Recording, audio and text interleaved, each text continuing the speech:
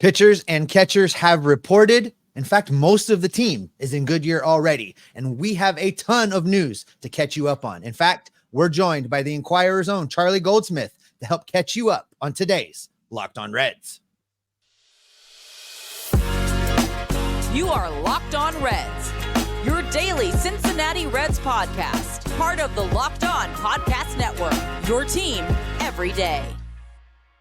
You are Locked On Reds. My name is Jeff Carr. His name was Stephen Offenbaker. He'll be with us in just a moment. And so will Charlie Goldsmith of the Cincinnati Enquirer, because we are talking about the Cincinnati Reds in Goodyear, Arizona. Pretty much everyone's there. It's quite an exciting time as spring training has begun for one of the most hyped seasons, I think, of my lifetime. There's a lot going on. We've got position battles. We got position confirmations. We've got injury updates already, a couple of concerning injury updates that we will get to, and a couple of very encouraging things as well, because it's spring training and hope springs eternal in spring training. And by the way, you are Locked On Reds. Thanks so much for joining us here today. Locked On Reds is, of course, part of the Locked On Podcast Network. We are your team every single day, all throughout spring training, all throughout the offseason. You can trust us to keep you covered on the Cincinnati Reds. Today's episode, before we jump into it, is brought to you by FanDuel. Make every moment more. New customers can get a $5 wager winning, and you get $150 in bonus bets on top of that. Just go to FanDuel.com/lockedon to get started.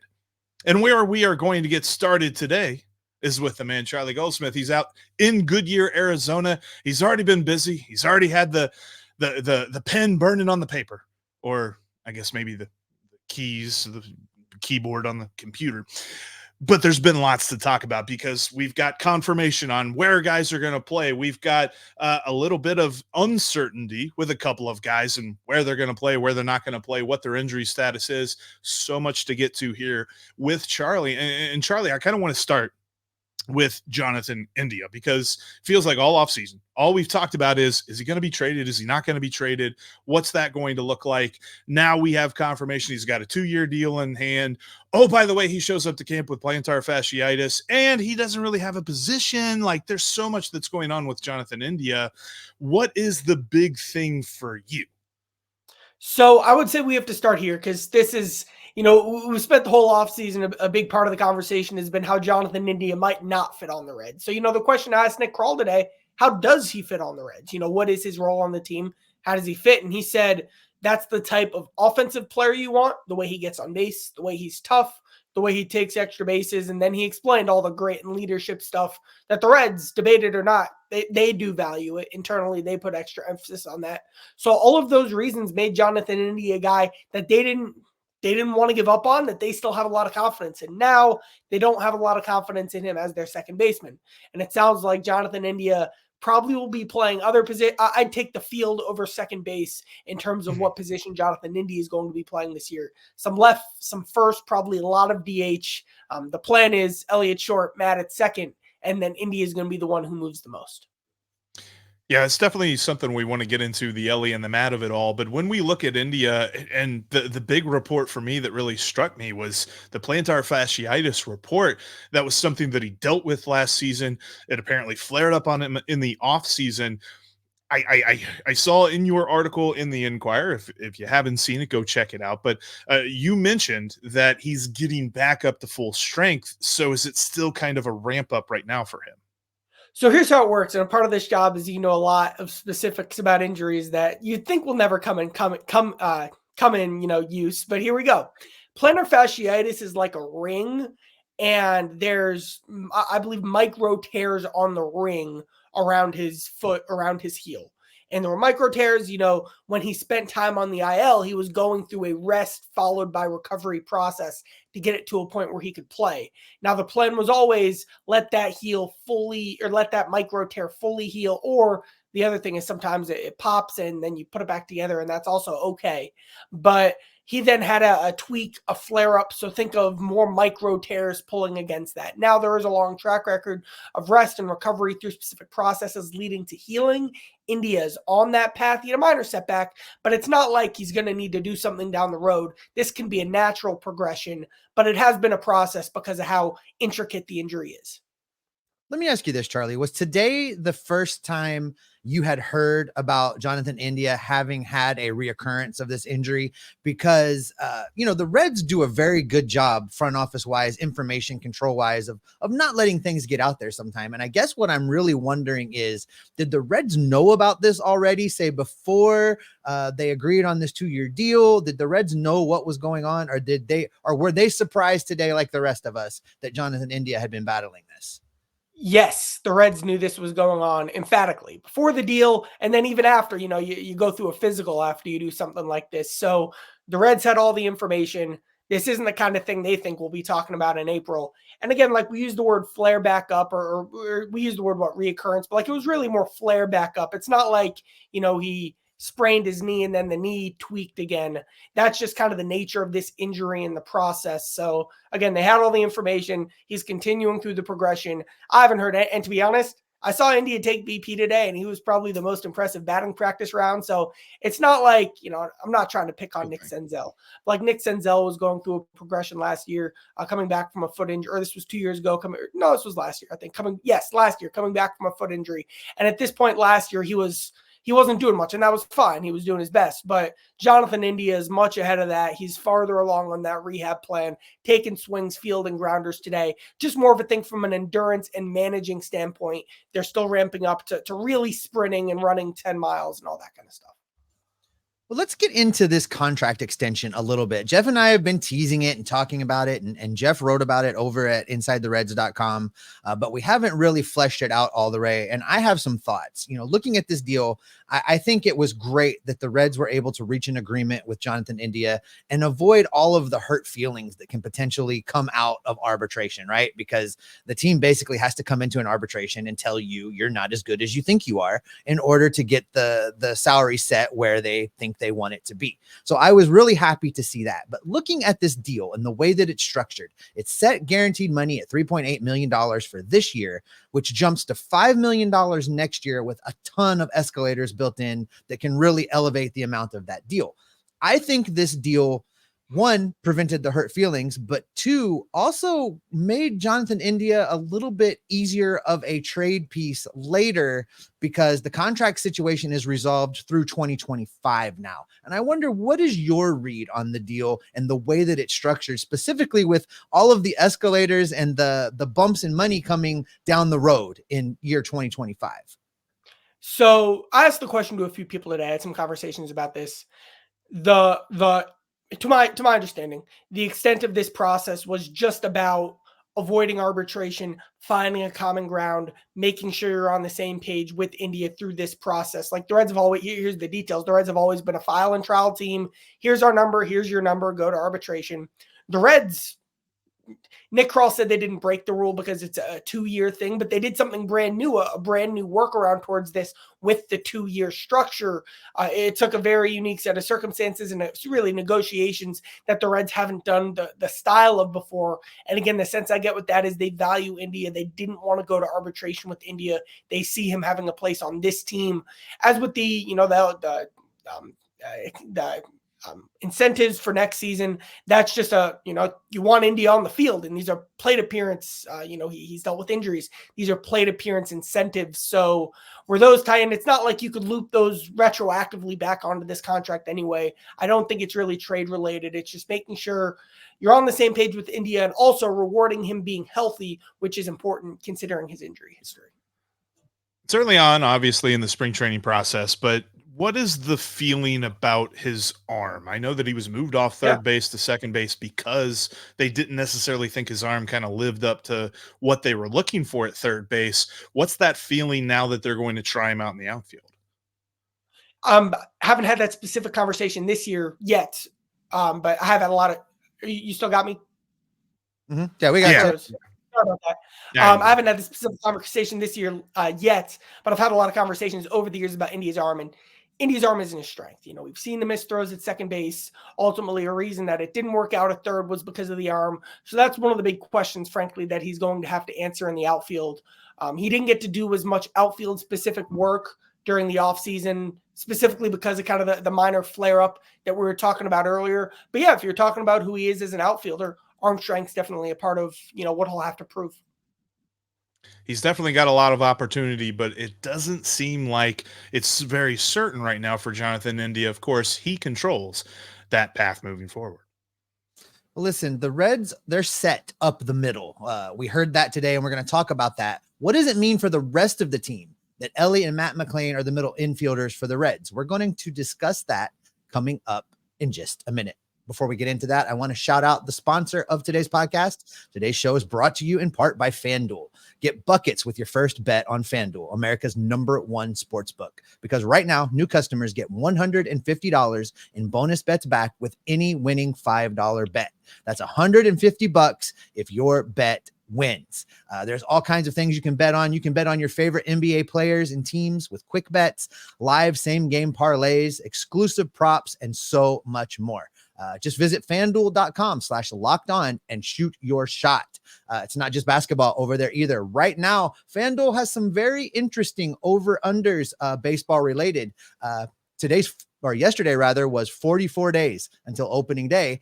And our current number 44, that's Elly De La Cruz, has an interesting over-under. They have him at 40.5 steals, the over-under. Jeff will tell you to always smash the over. Yep, there he was. Take the over as much as possible. That is the Jeff Carr betting philosophy. 40.5, I think I would take the over because I think Elly De La Cruz is going to be on base often, running often, and stealing those bags often. If you want to get in on that action, again, head over to fanduel.com/lockedon. FanDuel is an official sportsbook partner of the NBA and the official sportsbook of Locked On. Speaking of Locked On has launched the first ever national sports 24/7 streaming channel on YouTube. Locked On Sports Today is here for you 24/7, covering the top sports stories of the day with local experts like Jeff and I, and also the national shows covering every league. Go to Locked On Sports Today on YouTube and subscribe to the first ever national sports 24/7 streaming channel. All right, coming up on our next episode of Locked On Reds, we're going to be talking about Joey Votto. He had a very interesting Instagram post that could have multiple meanings. Joey's very cryptic on the socials, and we're going to attempt to break it down. It could be something, it could be nothing, but we have thoughts, and we'll tell them to you tomorrow. But today, we're going to talk more with Charlie Goldsmith from the Enquirer, and now we're moving into the meat of what is going to happen with the Reds lineup in 2024. We heard, courtesy of you, Charlie, that Elly and Matt McLain, they kind of have their spots. Elly is going to be the primary shortstop for the Cincinnati Reds in 2024, with Matt McLain occasionally spelling him there. And Matt McLain's going to be the primary second baseman for this team, with those few moves mixed in between. That means everybody else is going to be moving all over the place. Pretty much. And so when you're really, and I haven't had this specific conversation yet to confirm this, but basically what I understand happened was everyone can move. Where do you start? Who do you want to be from what is the foundation of the lineup every day? And it really starts with Elly at shortstop. You do whatever you can to put the equivalent of, your franchise quarterback in the position to be the star that he obviously has the tools to be. We all saw him struggle defensively in September, and that was a concern. Nick Kroll was in fact, today that was, Elly was gassed. He said Elly was gassed. Andrew Abbott was gassed. Even putting those guys in the same sentence together, I think showed a lot with what Nick Kroll said in that moment. And obviously the tools, the lead arm, some of the best range in baseball, great instincts, great feel for the game as well. The Reds are very confident that Elly can be a really good shortstop. And then I think McLain's a great shortstop too, but obviously it pivots from there and trickles down. They also think McLain would be a pretty good shortstop. They think McLain can legitimately be one of the best defensive second basemen in baseball. So that's why these are their starting points. And that's how they view it. You go from there. I think Matt McLain has the potential at second base to win a lot of Gold Gloves. Seeing what he did the times he was at shortstop and then translating that over, that double play combination is going to be something just beautiful to watch for years to come now in Cincinnati. But with those two locked in primarily at those spots, that leaves like 9 other guys that you have to get into the lineup and get their reps in and get their at bats in. So there's going to be some creativity involved in this. And I think there's going to be more than one guy. We talked about India having to learn a new position. There's going to be more than one of these infielders that's going to have to learn another position in order to make the rotation work. Yep. So like it will mix and match like they did when they were all healthy last year, with the exception now is way more Elly at short and way more McLain at second compared to last year, where that part of it was more fluid as well with rotating.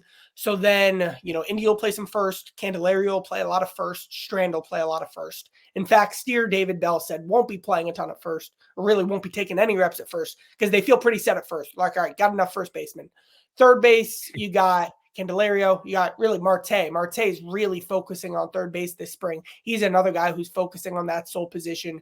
Candelario, and then Steer will take a few reps at third, a few at second. But he's primarily, mostly, I'm calling him an outfielder now, as he'll be there. You have Christian Encarnacion-Strand also working in the outfield after what he played 1 game there, 2 games there last year. He'll be adding that into his belt. I get the sense that's not like a day one plan, but in May, who knows where you're at. And so you want to introduce it now and see how he takes to that as well. So lots of moving pieces, lots of versatility that they're planning on using.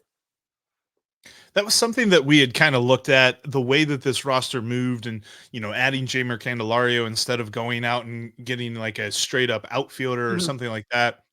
Do you move one of those infield guys to the outfield? I think India does help that. I guess, would that mean that Steer would play right field in those cases, or is that still kind of, are they even looking at Will Benson to play there, whether it's a righty or a lefty on the mound? So, like for India, like they literally haven't seen India take any fly balls yet. So they don't know. If I were to guess, I would say India, when he's in the outfield, will play in left, and Steer will, and when he's with Steer, Steer will play in right. When Steer's in the outfield and India isn't, Steer will play at left and Benson will play in right. They love Will Benson. They love Jake Fraley. Made a sneaky, impressive improvement defensively when he was healthy before the toe injury last year. So, like, as we know, this isn't breaking news. There are a lot of guys here, and mixing and matching and playing the matchups and all that kind of stuff. I mean, they're working on it. And David Bell said, like, it's too many moving pieces to have a set plan for right now. And they're genuinely just going to have to see where it takes them while knowing that everyone's going to play a lot. So, who plays where almost on that granular level, there isn't an answer yet. David said he wants to get a feel so he can tell the players and be as upfront and communicative with them as he possibly can. They just don't have all that info yet. They have to learn more about these guys and where they fit. Did you get an opportunity to talk to David at all about the use of the designated hitter position? It seems to me that the best use of that in 2024 is going to be for quasi days off, right? Like, you want to keep a guy in the lineup, but in order to get all these other pieces moving around, you slot somebody into DH today, and that the DH will not necessarily be a set guy or a set couple guys. That is going to be a lot of rotation through that spot. So in general, I get the sense they want to have just more off days in general for their main guys. So that's a part of it. That's one. 2, the main DH candidates are India, Candelario, Encarnacion-Strand, Fraley, I would say. And then, maybe Benson, but they played Benson in the outfield and Fraley at DH more as the combination last year when they both were, in that spot. Maybe a splash of Marte, but he can be such an impact defender at third base. I would say mainly, though, like opening day, I guess it'd either be India or Candelario as their DH. We've not talked about much about this guy. I guess it's just a foregone conclusion. TJ Friedl is an everyday player. Right. TJ Friedl is their most indispensable player. We'll talk about the 26 man. I see it as Stuart Fairchild versus Jose Barrero, but, Benson hasn't looked, they haven't given Benson shot in center field based on what they've seen and all that kind of stuff. So when you get to that, Friedel's the guy. And, I could see a Stuart Fairchild or a Barrero spelling Friedl, but with everything Friedl brings, even against lefties, bunting, put the ball in play a good amount. He had a great batting average against lefties, which we'll see how that sustains, but he can still make an impact. And then the gritty physical defense he plays, the base running, and then the leadership and the presence of having him on the field, that's a lot of value. And Stuart Fairchild's a nice player, but I see a lot of reason to have Friedl as an everyday player and not making that a platoon. If everyone is healthy, and this is kind of just a interesting random thought of mine, but if everyone is healthy, does Josh Harrison have a shot to make it over Barrero or Fairchild, or is it really a 2-horse race for the 26 man?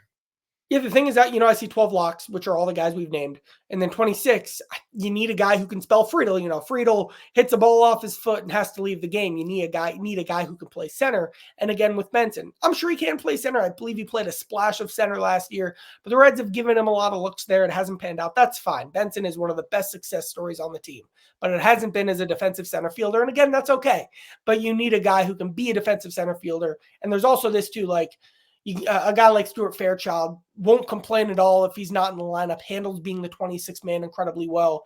You mentioned specifically Josh Harrison. Because Josh Harrison doesn't play center field, it's pretty tough roster-wise to make that fit. That makes a lot of sense, though. But yeah, it's something with this roster. Like, it's really exciting to see that the Reds are kind of building from the middle out. We know what's up the middle, and it's everybody else that's going to be some moving parts. It's going to be interesting to see who grabs and hold. Real quick to intersect with that, like, that's their whole draft and international free agent philosophy. Like, their whole thing, what they do, build up the middle with athletes. And they started that really as a plan around 2020, 2021. And here you are all these years later with the guys you invested in with that philosophy. I guess Friedel is a bit of an exception because he was an earlier acquisition and I guess Elly was also a lower investment guy, but the point still stands. Now it's all panning out with the style of team that they on paper wanted to build. Gosh, this was a franchise that once employed Mike Moustakas at second base. How we have changed. Very exciting to see, though, and I'm very excited to see how this roster continues to move. But with that, we got some injury news, and we are going to dissect how the Reds are already testing their depth as we just begin spring training. That is coming up right after this. Because first, I want to tell you about one of our sponsors, and that is Game Time. Game Time is the best way to get your last-second ticket deals. Me and Steve do this all the time. Look, here's what you do. If you're a Reds fan, go down to the banks. Maybe post up at one of your favorite little watering holes or get you a bite to eat. Get a nice parking spot, and then pull up the Game Time app and find yourself a last-second ticket deal because they got the best last-second ticket deals. Download the app today and use the promo code LOCKEDON for $20 off your first purchase. You can do it during Red season. You can do it during Bengal season, but of course, both those seasons aren't here right now. You can also do it for the Cyclones. You can go down to the banks and get a Cyclones ticket. You can go to Clifton, get yourself some Bearcats basketball tickets. Yeah, I know they're frustrating right now, but they are playing close, man. They are keeping it close with every single Big 12 team that they're playing. And if you want to see it up close and personal, Game Time is the best way to do it. Download the app today. Use the promo code LOCKEDON to save $20 off your first purchase because Game Time has the last minute tickets at the lowest price guaranteed. You can follow us in between episodes. You can follow me on Twitter at Jeff Carr with 3 Fs. You can follow Steve at S. Offenbaker with 2 Fs. You can follow Charlie as well. Charlie's is just at Charlie G _ because we have it here on the screen. If you're not watching on YouTube, I was just reading there. And you can follow the show at Locked On Reds. No Fs in Charlie's Twitter handle and no Fs in the Locked On Reds handle as well. Also, make sure you check out InsideTheReds.com. Steve's writing there. I'm writing there. Lots of writing going on from James Rapine, Audie Elmore, Caleb Sisk, getting a lot of prospects, previews, and things like that. So check out InsideTheReds.com. And where we are going before you launch back into this, that I think Mo Egger will have a different description of those Bearcats than what you just tried to sell during that ad read. I don't know what you're talking about, man. They are the one and only team. Actually, I think they lost to Iowa State by double digits tonight, but that's the first conference game that they've lost by double digits. So, yeah, they've been doing all right in a year where there were no expectations. First year in the Big 12, Steve. Calm down. All right, let's look at this injury news because we've talked about Jonathan India and his plantar fasciitis, but we still have Graham Ashcraft surgery that he is recovering from. Noelvi Marte, who we are very excited about, recovering from a hamstring injury that he suffered during winter ball and things like that. Who is the furthest along, and who right now are you kind of watching on the side and saying maybe the Reds' depth will be needed to be tested very quickly to replace this guy? So, GM Brad Metter said all the guys are potential. He didn't say likely, but all the guys are on a track where they could be available by opening day. So nobody's ruled out. Nobody's even where like Joey Votto was at this point last year. It's not anything like that. It's genuinely a need more information. And again, some of these guys I just didn't see do anything today. Furthest ahead, I'll just tell you what I saw. I saw Jonathan India fielding ground balls, running around and taking swings. So that looked good. Brad Metter said that Noelvi Marte is doing everything. It's just about, running, hitting. It's just about, again, the ramp up progression and the endurance and that type of stuff.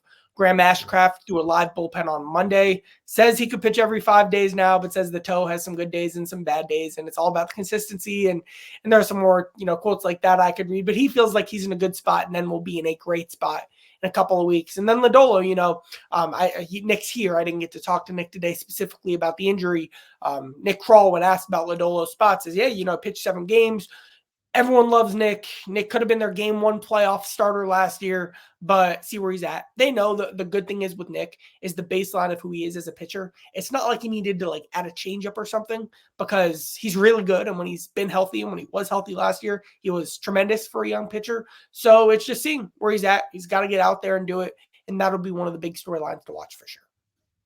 Speaking of adding a changeup, did you have an opportunity to talk to Hunter Green at all as he reported to camp and get any of his thoughts on things like that changeup and what he intends to do through spring heading into the beginning of the season to elevate his game?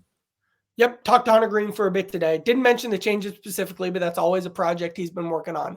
What he mentioned was the goal of pitching more games, pitching the entire season, pitching deeper into games. He talked about 2 things. He talked about the mentality and the aggressiveness. And again, those are cliches, but then I remember what, Kirk Casale was saying about Hunter in May and Luke Maley was saying about him in September. Like he was bullying guys with that fastball. And that was, I thought, the biggest difference with him. So that's big, and all the work he's done behind the scenes from a process perspective to get ready in that way. And then the big things he said were endurance, strength, core strength, running. He really ramped up what he did in the offseason just to be a overall stronger, more physical, more durable pitcher. I'll write about this later this week. He knows how many innings he has to pitch this year for the Reds to be the team they need to be. Graham Ashcraft, all of them, all the starters. Ashcraft said, I need to take 15 appearances off our relievers with what I do over the course of the season. Because if, Sam Maul throws 15 fewer times, he'll be that much better, Graham said, in October. And so that's really the focus and the talking point for these starters, being more durable, pitching the entire season, pitching deeper into games. So is Hunter Green the candidate for the best shape of his life upon arrival? Like where we buried the lead, Charlie. Who is in the best shape of their life? I gotta see these guys out there. I'm not an easy critic. We'll see who has to prove that over the next couple days or weeks. And there's something too, like probably people are like, wait a minute, pitchers and catchers reported. Why is he talking about India? Why is he talking about Elly? Why is he talking about Noelvi Marte? That's something you told us before we, started hitting the record button here tonight, is that it wasn't just pitchers and catchers that were reporting today.